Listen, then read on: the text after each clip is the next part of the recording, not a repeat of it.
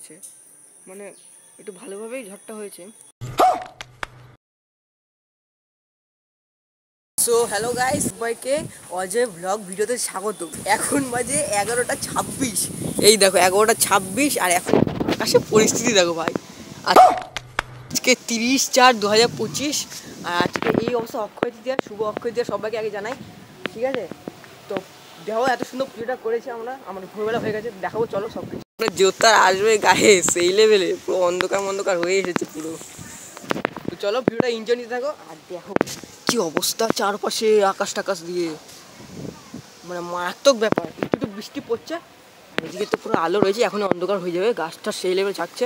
দেখো বৃষ্টি পড়ছে, চলো নিচে কি কথা হচ্ছে আমরা দেখতে থাকো আছি।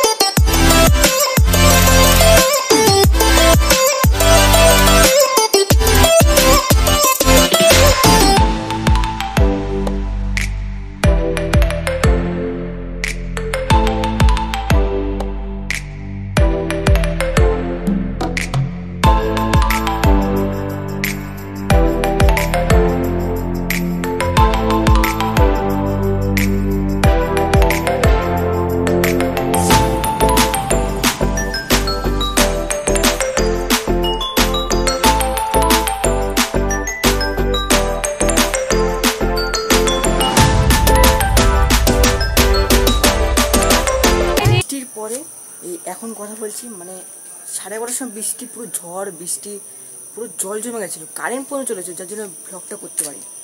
এখন বাজে 5টা, আমার বাড়ি কারেন্ট এসে 4:30টার সময়, বাট 8 ঘন্টা মানে সব কিছু গুছিয়ে নিলাম, ঠিক আছে?